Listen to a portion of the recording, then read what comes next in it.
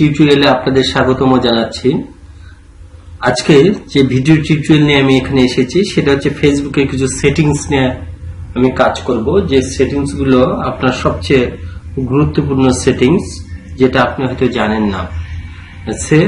শুরুতে আমি ফেসবুকের সেটিংসে যাচ্ছি।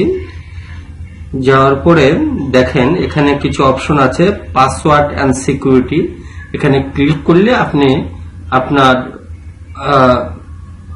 ফেসবুকের পাসওয়ার্ডকে চেঞ্জ করতে পারবেন, যেমন পাসওয়ার্ড এন্ড সিকিউরিটি। এখানে আমি যাচ্ছি। যাওয়ার পরে দেখেন আমার change password two factor authentication. Two factor authentication হচ্ছে আপনি যে টু ফ্যাক্টর অথেন্টিকেশনটা করে রাখেন, তাহলে এখানে আপনার টু ফ্যাক্টর অথেন্টিকেশন করার সময় আপনার মোবাইল নাম্বার এর মাধ্যমে টু ফ্যাক্টর অথেন্টিকেশন করে রাখলে সেক্ষেত্রে আপনার মোবাইলে একটা কোড যাবে।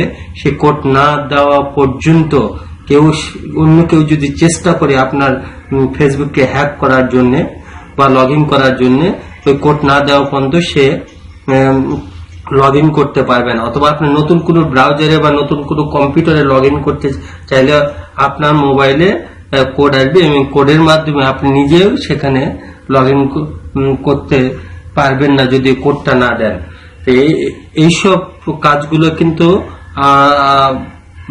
এই ফেসবুকটিকে সিকিউর করে, মানে শক্তিশালী করে। এখানে লক্ষ্য করুন আরেকটা বিষয়, যে হোয়ার ইউর লগ ইন, আমার এখানে একটা সেট লগ ইন আছে। আপনার ফেসবুকে কেউ যদি ব্যবহার করে থাকে, আপনার ফেসবুকে অন্য কেউ যদি ব্যবহার করে থাকে, সেক্ষেত্রে আপনি এখান থেকে সাইন আউট দিয়ে এখান থেকে সাইন আউট করে বা লগ আউট করে তাকে বের করে দিতে পারেন। পরবর্তীতে আপনার ফেসবুকটি হ্যাক হওয়ার সম্ভাবনা থাকবে না। এই যে গুরুত্বপূর্ণ সেটিংস গুলো আপনি যদি করে রাখেন, তাহলে আপনার ফেসবুক কেউ সহজে হ্যাক করতে পারবে না।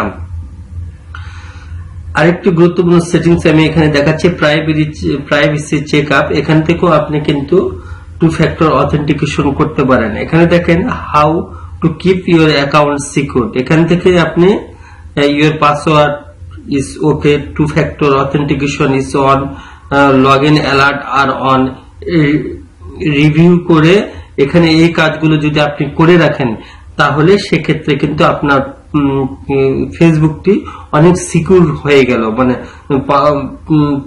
পাসওয়ার্ড প্রোটেক্টেড এবং শক্তিশালী হয়ে গেল, যে সহজে কেউ এটাকে হ্যাক করতে পারবে না। আরেকটা দেখেন your data settings on Facebook. এই অপশনটিকে আমরা যাওয়ার পরে কোনো সাইট থেকে যদি আপনার অন্য কোনো অ্যাপস বা কোনো ওয়েবসাইট থেকে আপনার যদি ফেসবুকটি হ্যাক হওয়ার সম্ভাবনা থাকে, তাহলে এখানে এই অপশনটা যদি আপনি অফ করেন বা রিমুভ করে রাখেন, তাহলে কিন্তু আপনার, যেমন এখানে আপনারা লক্ষ্য করুন, কন্টিনিউ করছি, করে যে রিমুভ অপশন আছে, এই রিমুভ অপশনের চাপ দিয়ে আমি রিমুভ করছি। সেক্ষেত্রে নেক্সট করলাম, দেখুন এখন আপনার এটা কিন্তু সিকিউর হয়ে গেল। তার মানে এরকম কোন ওয়েবসাইট যদি আপনার এখানে থেকে থাকে, তাহলে অবশ্যই আপনাকে রিমুভ করতে হবে। তা না হলে আপনার এই সাইট থেকে যে কেউ লগ ইন করে আপনার পাসওয়ার্ডটি জেনে নিতে পারবে। এইভাবে আমরা ফেসবুকের সিকিউরিটিকে আমরা বাড়াইতে পারি। Who can see what you share, মানে কে কে শেয়ার করবে, প্রোফাইল ইনফরমেশন, ট্যাগিং কে, ব্লগিং কাউকে করতে চাইলে এই সেটিংস থেকে কিন্তু আপনি করতে পারবেন। ফেসবুকের প্রাইভেসি চেক আপ কিন্তু একটি গুরুত্বপূর্ণ অপশন। এটা ফেসবুক আপডেট থাকলে কিন্তু এটা দেখা যাবে, নতুবা দেখা যাবে না। এখানে লক্ষ্য করুন নোটিফিকেশন, আপনি নোটিফিকেশন অফ করতে চাইলে সেক্ষেত্রে এখান থেকে নোটিফিকেশন অফ করতে পারবেন। এখানে আরেকটি গুরুত্বপূর্ণ কাজ আছে, যে মিডিয়া।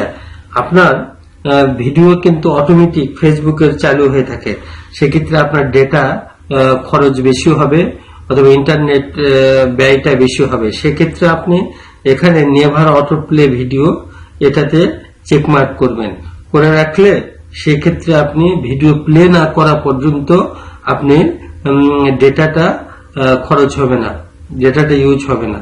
এই যে গুরুত্বপূর্ণ সেটিংস গুলো আসলে ফেসবুকের আমাদের জানা প্রয়োজন। আপনি যদি ডার্ক মোড ফেসবুক চালাতে চান, ডার্ক মোডে ক্লিক করে আপনি অন করলে আপনার ফেসবুকটি ডার্ক মোডে চলে যাবে। আর এখানে কিছু প্রোফাইল যদি আপনি লক করতে চান, এটার মাধ্যমে কিন্তু প্রোফাইল সহজেই লক করতে পারবেন। ব্লক করতে চাইলে ব্লক করতে পারবেন। এই যে গুরুত্বপূর্ণ সেটিংস গুলো করে ধীরে ধীরে